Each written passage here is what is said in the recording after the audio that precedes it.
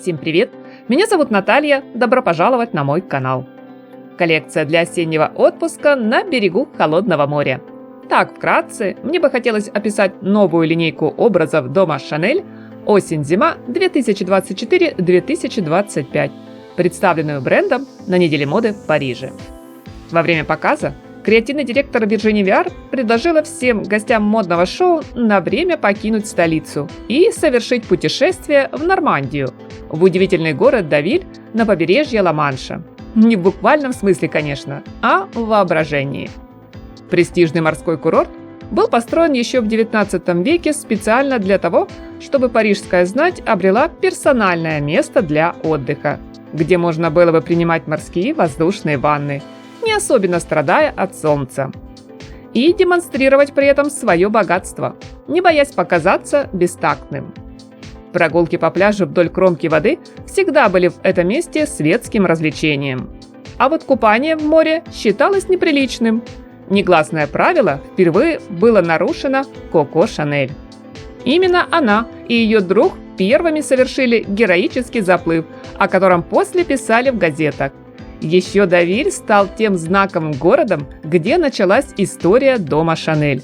Ведь здесь Габриэль открыла свой первый шляпный магазин, помимо того, что ввела моду на загар.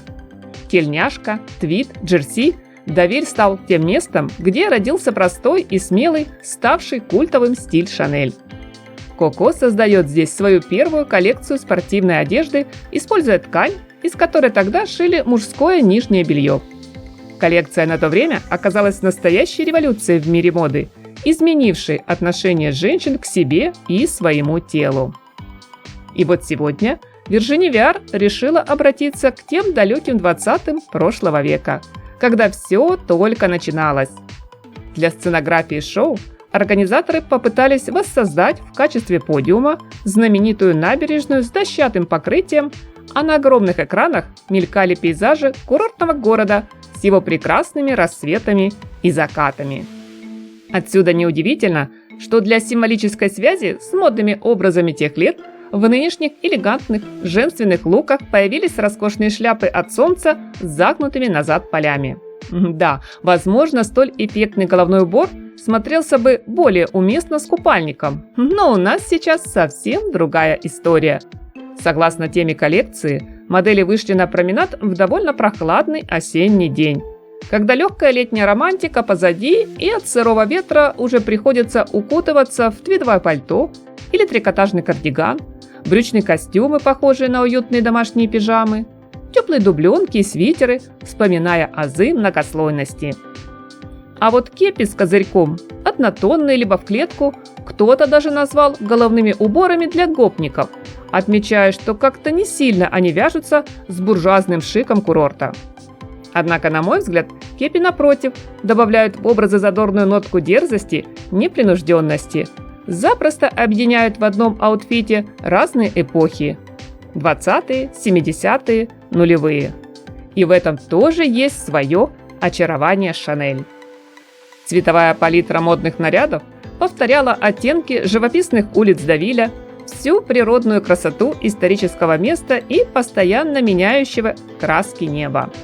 Как отметила в комментариях Virginie Viard, это очень теплая коллекция, со слоями материалов, цветов и объемов. Она отдает дань легендарному месту, где судьба Габриэль Шанель навсегда изменилась. Мне, друзья, коллекция понравилась. Много из представленного осенне-зимнего гардероба хоть сейчас надевай и иди. Единственный минус, вернее вопрос: почему модели выходят на подиум с такими выражениями лиц, будто они нам делают одолжение, что участвуют в дефиле? Зато за кулисами эти же девушки так искренне и красиво улыбаются. Почему люкс никак не поймет, что с этим пора уже что-то делать? Но не работает в современном мире вся эта псевдонадменность. В остальном замечаний нет. А что из новой коллекции больше всего запомнилось вам, мои дорогие зрители? За какие дизайнерские решения Viard можно уверенно поставить лайк?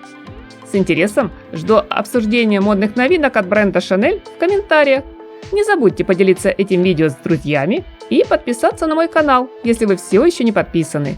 Всем красоты позитива и яркого, солнечного настроения.